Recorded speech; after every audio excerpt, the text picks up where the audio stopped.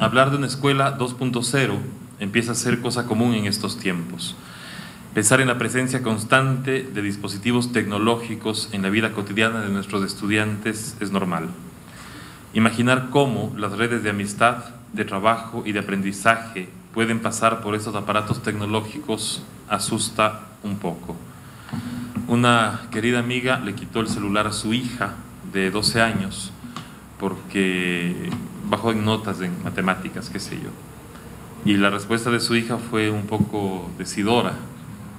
No me estás quitando el teléfono, me estás quitando a todos mis amigos.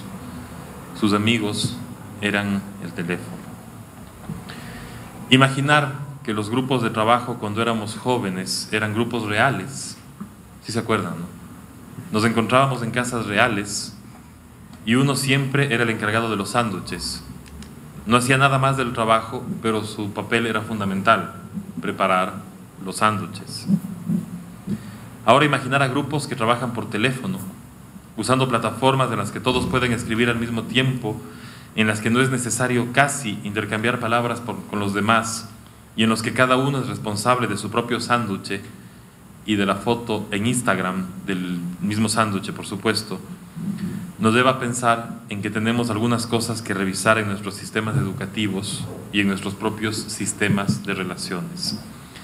Esta inmersión de la tecnología en la cotidianidad ha hecho que desaparezcan varias cosas que parecían normales. Podemos enterarnos de manera inmediata cuando alguien nos ignora. Benditos 2 vistos azules del WhatsApp. Y podemos decidir si queremos responder una llamada telefónica o no, porque sale el nombre de quien nos llama. Los teléfonos prehistóricos de ruedita eran una lotería. ¿Sí se acuerdan, no? Nunca sabíamos quién llamaba, si era el banco al que le debíamos dinero o era el amor de nuestra vida. Y siempre contestábamos. Y claro, dentro de las relaciones humanas, el pánico y sudor que generaba tener que llamar al número de teléfono de la chica que nos gustaba, sabiendo que en esa casa solo había un teléfono y que era lastimosamente muy probable, demasiado probable, que iba a contestar su mamá. Eso era valor. Nuestros estudiantes no tienen idea de lo que era eso. Ahora el WhatsApp directo a la chica, dice: hola, que fue, seamos novios, ya, Simón, terminemos, listo, ya. Pero marcar el 454038 que conteste la mamá, ¿de parte de quién? Yo no, lo único que atinaba a decir, de un amigo. Te llama ese man otra vez. Eso era valor. Como vemos, el mundo ha cambiado. La realidad real y la realidad virtual se mezclan. Las relaciones nacen y terminan por un mensaje de texto en un teléfono, lo que nos ahorra, claro, el mirar ojos llorosos y esas cosas tan incómodas de la vida real. La distancia desaparece. Podemos hacer videoconferencias con cualquier parte del mundo en tiempo real, visitar museos, visitar países, sin movernos de nuestra casa, sin movernos de nuestra cama. El tiempo entra en nuevas dimensiones. La inmediatez nos obliga a dar respuestas instantáneas a todo: las comidas rápidas, las relaciones fugaces, las películas de 1 hora y 20 y los benditos mensajes que se quedan con 2 vistos azules. El tiempo de espera, de intriga, de no saber por dónde viene caminando hacia nosotros, del amor de nuestra vida que nos llamaba en el teléfono anterior. Ahora Waze nos dice que al llegar a la rotonda debemos virar a la izquierda. A ella, en cambio, le avisa que estamos llegando y que debe correr a esconderse. El sistema educativo debería reinventarse para dar respuestas adecuadas a estos dilemas modernos, a tiempos que no responden al tiempo en el que el sistema educativo fue creado. Recordemos que nuestro sistema educativo prácticamente en todo el mundo no ha cambiado mucho en algunas décadas. Cuando el Ministerio de Educación establece una política que autoriza, previa autorización del docente y planificación en clase, que los estudiantes puedan usar teléfonos celulares en el aula, casi se ocasiona una hecatombe. Tuvimos manifestaciones de profesores que decían que éramos lo peor del mundo y que estábamos permitiendo que el diablo entre al aula. Los estudiantes nunca más nos van a hacer caso, decían, se van a distraer, decían, como si los estudiantes no se distrajeran mirando por la ventana o mirando la mosca que siempre aparece en el momento más oportuno al lado del profesor. Siempre. Estábamos permitiendo que el demonio ingrese al aula. Los alumnos se iban a distraer, decían. Alumnos que llevaban más de 12 años distrayéndose con las moscas, las manchas de las paredes o esa cosa maravillosa que se llama recuerdos. Ahorita la mitad de ustedes está pensando en un recuerdo. Ya se olvidaron de que están en una sesión, ¿cómo se llama esto? Magistral. Un celular, una tablet, un instrumento tecnológico no tiene dentro de sí la carga de maldad que se le atribuye. Son básicamente electrodomésticos. Cumplen funciones que nosotros, seres humanos, algunos incluso con inteligencia, les damos para que cumplan. Me imagino cuando se autorizó la entrada de licuadoras a las cocinas. Era el diablo. Podía destruir manos y brazos en todo el mundo. Sí, la analogía es un poco forzada entre el celular y la licuadora, pero funciona. El sistema educativo debe dar respuestas distintas a lo inevitable. Los jóvenes, cada vez más jóvenes, tienen acceso a más información de la que tuvimos a esa edad e incluso ahora. Debemos construir sistemas educativos que enseñen a los jóvenes a utilizar esa potencialidad, a usar esa información, a construir gracias a esa misma tecnología redes de trabajo y de estudio que les permitan utilizar la facilidad de acceso a cualquier dato para ser inquisidores. Nosotros teníamos acceso, quizá con suerte, a una enciclopedia y no nos quedaba nada más que creerle, porque el pequeño Larousse no mentía. Básicamente era lo único que había, entonces no le creías, porque nadie más. El pequeño Larousse y el almanaque Bristol. No, el almanaque Bristol no, porque el almanaque Bristol era de santos. Pero no mentía tampoco, los santos no mienten. Ahora podemos descubrir todas las posiciones sobre un mismo tema, analizar, cruzar variables y quizá tomar una posición personal. Y esa es la tarea del sistema educativo, pero no solamente. Es tarea de una sociedad que debe dar señales de la importancia del uso de herramientas, de la importancia del uso de conocimientos en una construcción social de nuevo tipo, en el que el conocimiento tenga la suficiente valoración como para ser reconocido. Me robo una cita del libro de Antonio Bartolomé de la Universidad de Barcelona. Hoy lo importante no es saber, sino gestionar el conocimiento y además hacerlo con ayuda de máquinas. La analogía del electrodoméstico funciona. Y quizá de eso se trata. De pasar de una escuela que repite, que acumula conceptos y conocimientos, a una escuela que genere buscadores de conceptos y de conocimientos y que genere redes de trabajo, que permite a estos buscadores interrelacionarse desde los ámbitos más cercanos, como puede ser la escuela, en la necesidad de compartir y construir el conocimiento, porque de alguna manera eso es, o eso debería ser, un sistema educativo. Sin embargo, en la realidad real, a veces mucho más cruda que la realidad virtual, uno recibe correos en los que, por ejemplo, pregunta a un docente, esto es caso de la vida real, como en el Canal 5, comillas, viceministro, ¿puedo utilizar la computadora que me da el Estado en el aula de clase? Mi directivo me tiene prohibido usarla porque dice que me distraigo. Cierro comillas. Entonces uno puede pensar que investigaciones como esta que se presenta en el libro, encuentros académicos como este, tienen una tarea inmensa contra la que se debe combatir y luchar. El directivo de esa escuela pensaba, y quizá como muchos otros, que el uso de una portátil en el aula distrae.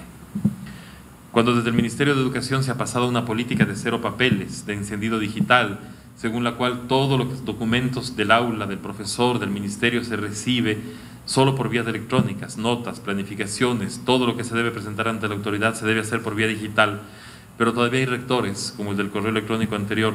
En realidad no fue un correo electrónico, fue un mensaje directo en Twitter. El profesor usaba Twitter y mensajeaba directamente en Twitter y ocasionaba este final de la lectura. Ese rector que prohíbe el uso de la herramienta en el aula porque distrae. Esa realidad 1.0 o quizá menos que eso es lo que está sucediendo en América Latina ahora mismo.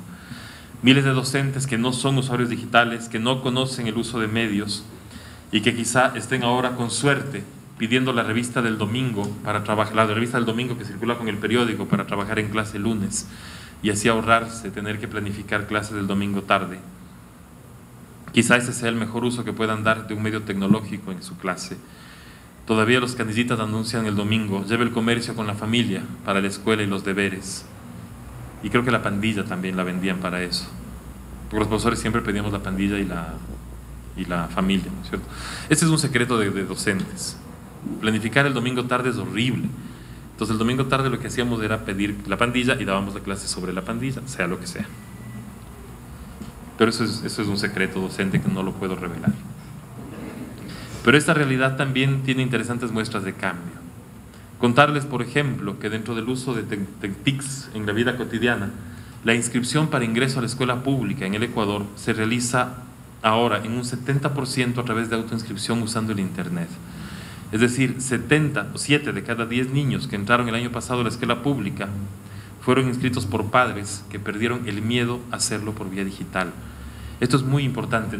Probablemente no lo hicieron ellos directamente. Había centros de autoservicio en lo que alguien les indicaba qué hacer. Pero 7 de cada 10 niños tienen papás que no tuvieron miedo de inscribir a sus hijos, lo más preciado que se tiene en la vida, usando una computadora y usando el Internet. Es decir, es una sociedad que está empezando a dar unas muestras muy, muy interesantes de creer en que eso existe y que eso es posible y que mandar un correo electrónico quizá pueda ser también la verdad. Es un gran avance que muestra que es posible que profes como aquel que usa el Twitter y le prohíben usar la computadora en su clase pueden ir haciendo la diferencia. Es una brecha enorme que existe, sí. Debemos desmoronar y romper porque si no la realidad se nos va a ir creando en cualquier parte. Además, debemos estar claros que ahora vivimos una suerte de ficción alrededor de las redes sociales. Yo tuiteé, por ejemplo, que a las 6 de la tarde que debía empezar el evento, en la sala solo había una persona, yo. No era cierto, también estaba Francisco, pero sonaba más dramático si decía que estaba solo yo. Soy viejo usuario de Twitter y esas vainas, y todavía estoy convencido que la mayoría de cosas que suceden en el mundo las hacen personas que no tienen redes sociales y las viven personas a las que quizá las redes sociales no les importen. El día de la emergencia del terremoto en el ECU 911, estábamos sentados ahí, ministros, viceministros, recogiendo información de lo que pasaba en el país, y debo admitir con ligero rubor que mucha de la información que se recibía era por redes sociales. Se estaba monitoreando las redes sociales para saber qué pasaba. La realidad era distinta. Teníamos cámaras que estaban enfocando lo que pasaba en Chamanga. Lo estábamos viendo. Pero se creaba el problema cuando alguien decía, en Chamanga pasa esto, cuando se tuiteaba, cuando se transmitía por redes sociales. Es una realidad muy, muy curiosa, porque la cámara nos enfoca. O sea, con la cámara yo podía ver a la gente de Quinindé que estaba fuera de su casa caída. La cámara me estaba enseñando eso, las del 911, pero el problema se creaba cuando alguien decía, en Quinindé se cayó una casa. Entonces ahí regresábamos a ver a la cámara que estaba enfocando la casa hace 20 minutos antes. Entonces es una realidad muy, muy curiosa, líquida e interesante la que se crea en las redes sociales, en las que, como digo, no es la realidad real. A las 6 de la tarde yo no estaba solo. Si alguien leyó mi tweet va a pensar que sí. Pero Francisco salió, así que sí estuve solo. Y para terminar con este breve comentario sobre educomunicación, debo decir en honor a la verdad que sí leí el libro y que sí todo esto sale de la lectura del libro. No me refería a él mucho porque están los dos coordinadores del libro y ellos van a hablar del libro. Entonces yo hablo un poquito de la experiencia vital de la educomunicación y de la realidad. Entonces contarles nada más que el mundo sigue girando, aunque nadie lo retuitee ni lo ponga entre sus favoritos, y que la educación todos los días se sigue haciendo, y que el amor de la vida también se sigue construyendo todos los días, y los árboles nos siguen dando sombra cuando lo necesitamos. Mi usuario de Twitter, por si acaso, es @rompecabezas24. Si alguien quiere seguir, siempre es bueno ir aumentando seguidores. Muchas gracias. Buenas noches. Primero, yo gostaria de agradecer a CIESPAL por la oportunidad de la publicación del libro, a las personas que trabajaron aquí del equipo técnico de CIESPAL, que está aquí Roberto, nuestro técnico de imprenta. Gracias, Roberto. A Francisco por la confianza en la coordinación de este libro. Agradezco la colaboración de todos los autores y educadores que participaron del libro: Antonio Bartolomé, María Teresa, Ana Carolina, Eide, Guilherme Orozco, Gabriel Caplun, Germán Muñoz, Ancisar y Francesco Maniglio, nuestro compañero también aquí en CIESPAL, también prometeu aquí. Y agradezco muchísimas gracias al que está ¿no? Como viceministro, no es, pero como está de viceministro a Freddy, así para nosotros es un honor tenerlo aquí con nosotros. Y por su disponibilidad y por todo. Y gracias a todos que están aquí hoy. Y dedicamos, yo creo, este trabajo a las personas que acreditan que los grandes cambios pasan por la educación. É uma questão assim que, enfim, eu creio. Minha madre era professora, em minha família tenho milhares de professores e convivo todos os dias com muitíssimos deles. E é mais que uma profissão, eu creio que é uma paixão ser professor. Bem, eu começo falando um pouco de Paulo Freire, a quem tive o honor de conhecer por minha madre. Y que decía que la ciencia y la tecnología en la sociedad revolucionaria deben estar al servicio de la liberación permanente de la humanización del hombre. Ese pensamiento de Freire influencia a muchas personas y especialmente a mi historia de vida y a mi trabajo. Cuando veo las posibilidades que surgen todos los días para la innovación de la educación a partir de los procesos comunicacionales e inclusivos. En los años 90, más o menos, tuve la oportunidad de ser becaria y participar de la construcción del Laboratorio de Investigación Núcleo de Multimedia e Internet en la Universidad de Brasilia. Allí crecí como investigadora y hoy soy la coordinadora de este laboratorio. Ese lugar que construimos juntos, estudiantes, profesores en la universidad, tenía como objetivo central desarrollar proyectos de investigación y desarrollo e innovación en la área de tecnologías de la información y comunicación para la educación. Y en ese momento, de manera interdisciplinar y creativa, estábamos descubriendo un universo de posibilidades con el surgimiento de la Internet en Brasil en ese momento, cuando se instaló la Internet. Entonces estábamos maravillados con las posibilidades que la Internet traería para el Brasil y cómo podríamos aprovechar eso para ampliar el conocimiento y la inclusión social. Fuimos uno de los primeros laboratorios de investigación en Brasil a crear proyectos para la educación a distancia. Trabajamos por muchos años construyendo posibilidades a partir de la mezcla de pedagogías activas y posibilidades tecnológicas, para que personas en los lugares más distantes y remotos de mi país tuviesen acceso a la educación, al conocimiento y acceso a la tecnología en los más diversos niveles de las más variadas maneras. Esse livro, para mim, é bastante importante porque é um dos muitos resultados de meu vínculo e compromisso em utilização das tecnologias da informação e comunicação para a ampliação do acesso e conhecimento à educação. Eu posso dizer que é uma história de muitos logros, pero por mejores que sejam as intenções nesse âmbito, a utilização das tecnologias da informação e comunicação na educação requer outras tantas ações e lutas. No solo la voluntad y creatividad que tenemos y nos sobra. Es imprescindible un trabajo concreto que necesariamente y principalmente pasa por la construcción y cumplimiento de las políticas públicas nacionales para poder lograr resultados a largo plazo. En nuestro capítulo, y yo voy a hablar un poco de mi capítulo y de Ana Carolina, que el viceministro tocó en ese aspecto, que se intitula Gestión Participativa e Inserción de las Tecnologías de la Información y Comunicación en el Contexto Educacional de Brasil, donde hacemos algunas reflexiones y críticas sobre cómo se estructuran las políticas en educación en mi país. ¿Cuáles las consecuencias por la inclusión de las TICs y cómo se dan los procesos de participación ciudadana en esta construcción, considerando los ciudadanos como agentes del proceso democrático, conscientes de su papel y de la importancia de su participación durante ese proceso? Enfim, eu escrevi aqui um parênteses que me parece importante marcar aqui nesse dia, que hicimos várias críticas a esse processo educacional que foi construído por muitíssimos e longos anos, pero agora temos um problema mais grande que é nosso ministro da Educação em Brasil, puesto aí por Michel Temer, que não é nosso presidente legítimo e que não entende de educação e não tem nem ideia que significa, enfim, os logros que tivemos em todos esses anos.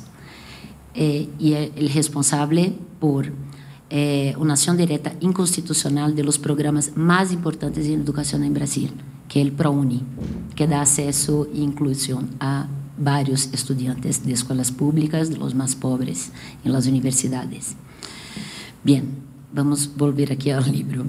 El problema de la apropiación y uso de las tecnologías de la información en la educación se estabelece durante el proceso de formulación de proyectos de políticas públicas. En Brasil, es posible afirmar que muchos planes son hechos.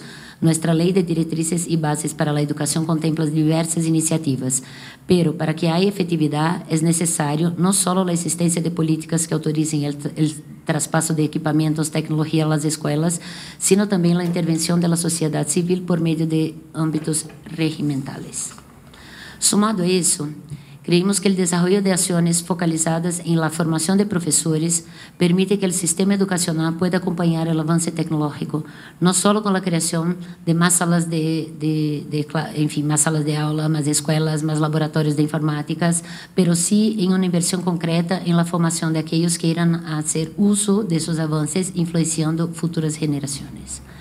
Frente a ese contexto, se entiende que la formulación de políticas públicas debe atender a los intereses de los ciudadanos y deben ser elaboradas en un proceso participado, en el cual puedan expresar sus elecciones y en el que sus intereses puedan ser atendidos. Es necesario considerar el fortalecimiento por medio del alcance de la toma de decisión en el ámbito local, entre los profesores, profesionales de la educación, gestores públicos y la comunidad, que amplía el poder de decisión en relación a la utilización de las tecnologías de información y la comunicación, respetando el contexto cultural y social, para que, de esta forma, tanto la participación como la aplicación de los recursos se haga de manera efectiva.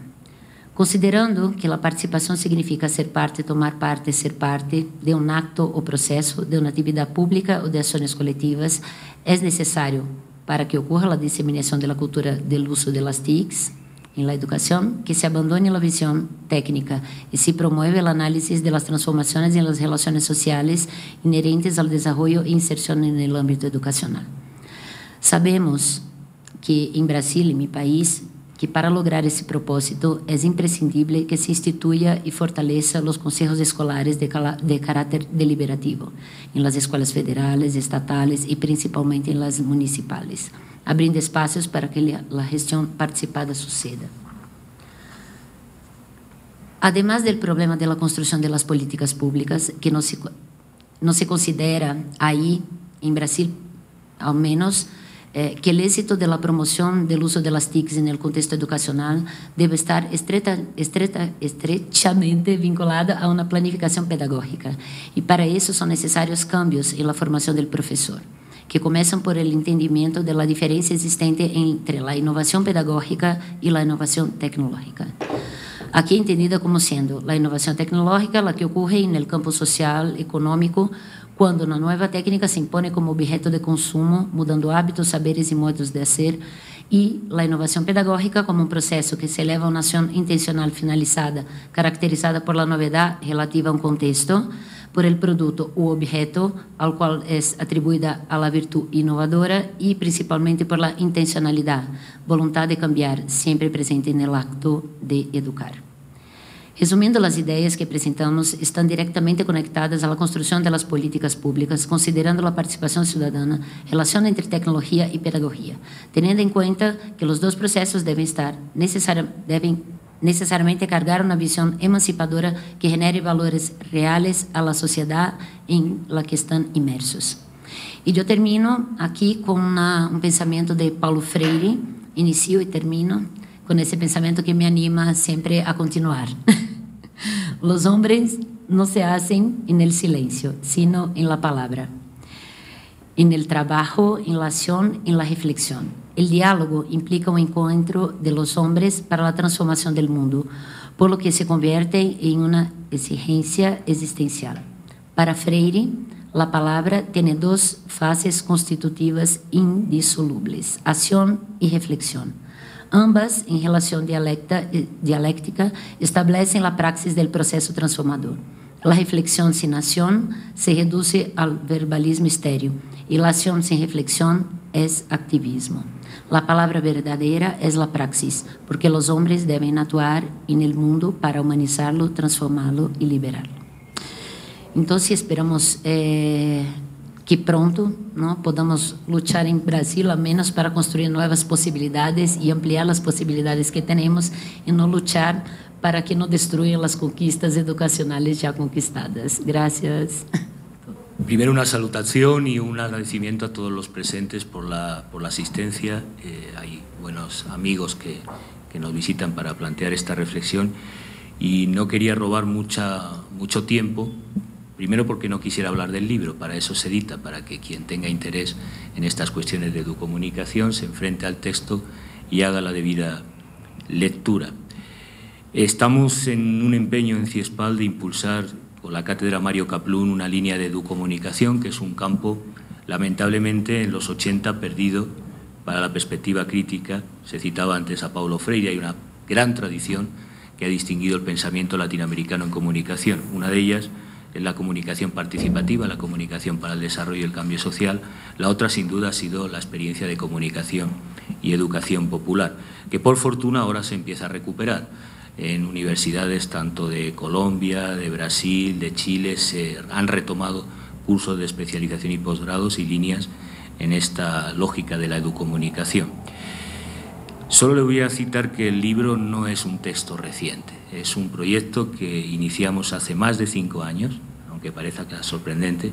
Le voy a contar una anécdota de un colega que dice: ¿cómo es posible que publiques tanto? Y bueno, es que escribo, leo, trabajo, la práctica teórica es inclusive días de guardar o de descanso, y este proyecto, que es colectivo, es un proyecto de más de 5 años trabajando con autores de referencia como Guillermo Orozco, con gente pionera que ha venido trabajando la mediación pedagógica, en diálogo con una perspectiva iberoamericana, vinculados a espacios como el posgrado de Nuevas Tecnologías de la Educación, de Roberto Aparici, ahora titular de la Cátedra Mario Kaplún, aquí en CIESPAL, con colegas del IRCE, del Instituto Latinoamericano de Comunicación Educativa. El próximo mes de octubre firmamos convenio con ellos en México, Distrito Federal, para impulsar un primer congreso latinoamericano de educomunicación, probablemente en Guadalajara, en la Cátedra UNESCO de Guillermo Orozco, o en el Distrito Federal, y en una línea de trabajo que creo que es necesaria, reflexiva. Como señalaba Freddy, hay un nuevo escenario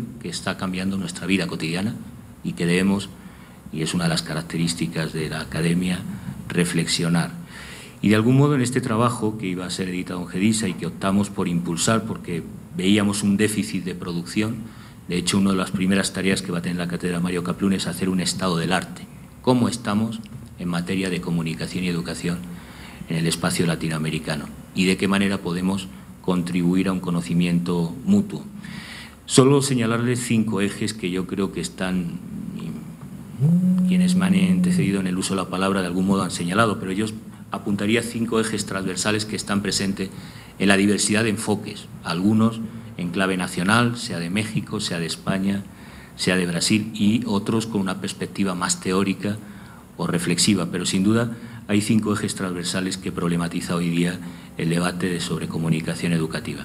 El primero se ha señalado: la tecnología. La tecnología, decía Neil Postman y toda la escuela de Toronto en comunicación, es disruptiva.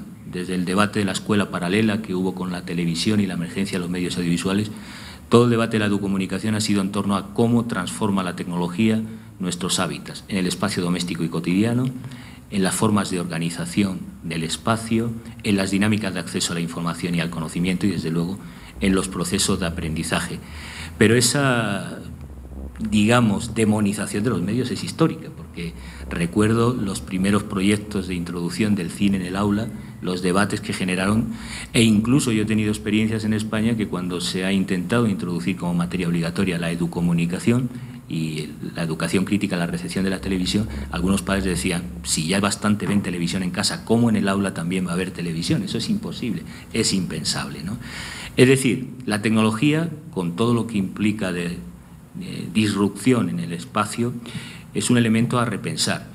Y no se trata de ser tecnofóbicos o tecnofílicos, se trataría de ver cómo se da esa inserción en la escuela, cómo ese mundo paralelo no queda al margen de la educación, como sucedió con el cine, con la televisión o actualmente con Internet.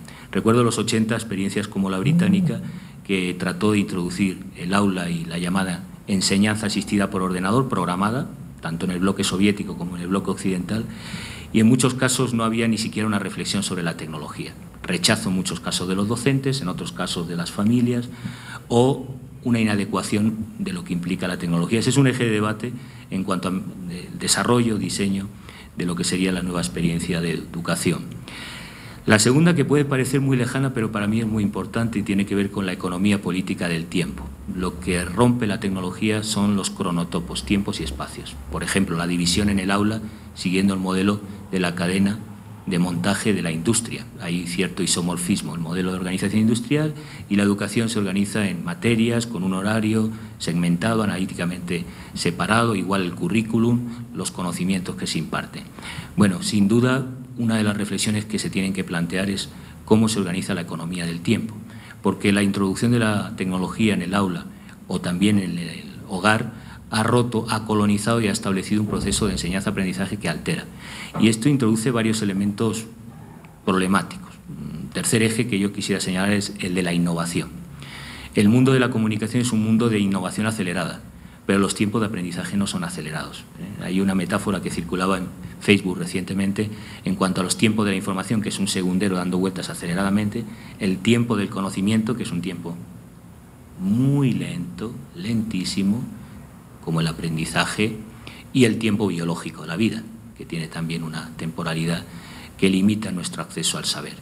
El tiempo de la innovación, de la comunicación, es un tiempo acelerado, pero la escuela nunca puede estar al ritmo de esa innovación y, por tanto, discutir qué es innovación educativa y hasta qué punto debe llegar la innovación educativa, porque aquí se ha señalado, quizá lo más interesante es volver al periódico, la prensa escuela, ¿no? Esas experiencias pioneras.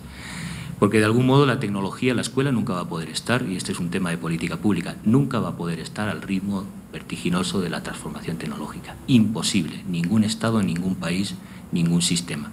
Y quizá tampoco sea deseable. El propio Neil Postman argumentaba que a lo mejor la escuela debía ser el reservorio o un espacio que desarrolle otra lógica temporal, otra lógica de organización de la experiencia de aprendizaje.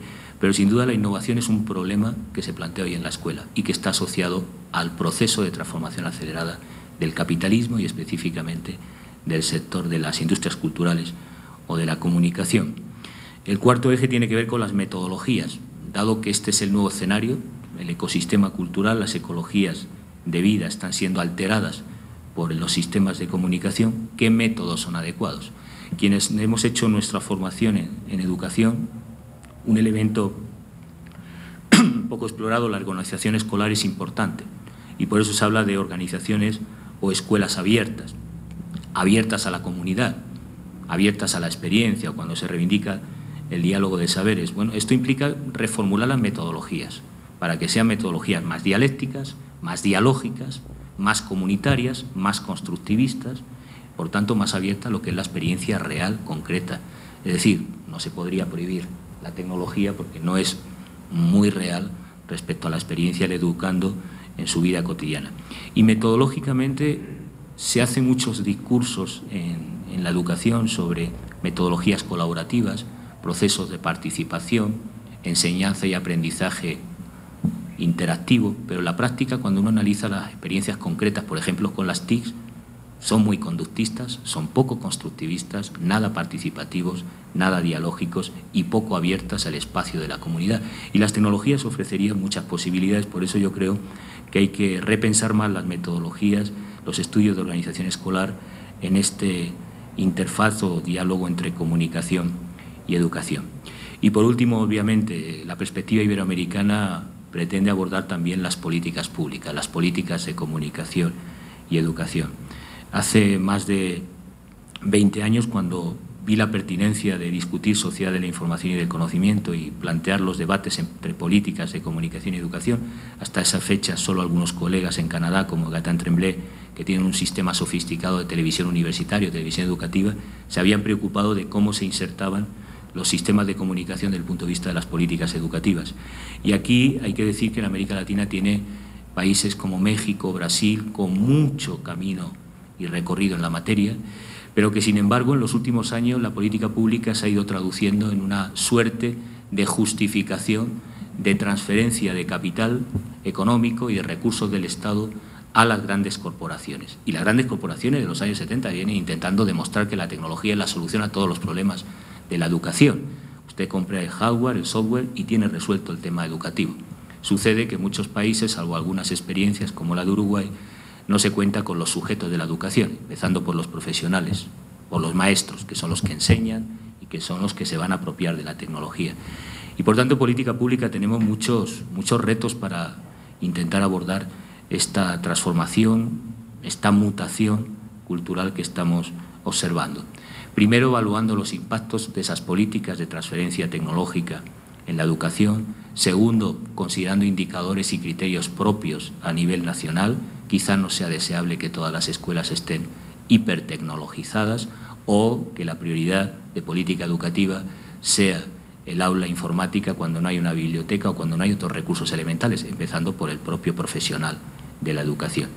Este no es el caso, pongamos uno ilustrativo que podemos analizar, que es el caso de México, o si quieren, yendo a Europa, de España y la propia Unión Europea, que puso como horizonte la sociedad cognitiva, la sociedad del conocimiento, y resulta que solo ha consistido en implantar Windows, importar tecnología que no se produce en Europa y llegar a esas metas de crecimiento, competitividad y empleo que marcó el informe de Delors con un fracaso absoluto, con altas tasas de fracaso escolar, salvo algunos modelos nórdicos que han apostado por experiencias de aprendizaje, incluso innovando los sistemas de evaluación y certificación de los enseñantes.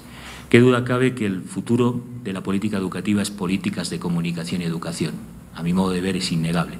La cuestión es cómo se abordan esas políticas públicas, cómo se hacen no solo en el Estado-nación, que está en la gran paradoja y contradicción. Las grandes corporaciones como Google, Microsoft, que están definiendo las herramientas de aprendizaje en la escuela, trabajan a escala global, pero el currículum sigue siendo pensado a escala nacional. Las políticas educativas son nacionales, los sistemas de comunicación son globales y establecen agendas e incluso las políticas públicas no solo en espacio de integración económica, como la Unión Europea, sino también a escala nacional. Y ahí hay una agenda por discutir y repensar con nuevas categorías y nuevos aportes. El libro es simplemente una reflexión teórica, una aproximación a estudios de caso que en cualquier ámbito abordan por lo menos 3 o 4 de estos ejes transversales que recorren en cada uno de los capítulos y autores que participan. Les animo a leer, a participar y desde luego a involucrarse en la cátedra Mario Kaplún, porque tendrá congresos, eventos y actividades que tienen por cometido justamente abordar no solo esos ejes, sino en la praxis, en lo concreto y en lo real, cómo construir ecosistemas culturales, procesos de comunicación y educación que cumplan un principio básico que a mí siempre me gusta citar, que es de Castoriadis: la esencia del ser humano es la autosuperación y la razón de ser de la educación, en una filosofía por lo menos socrática, es justamente aspirar a esa emancipación y autosuperación del ser humano, con máquinas, tecnologías o no, pero como procesos cada vez más dialógicos y menos monológicos, como ha dominado en la educomunicación y en general en la historia de la educación moderna. Les animo y espero que la lectura les sea productiva. Muchas gracias.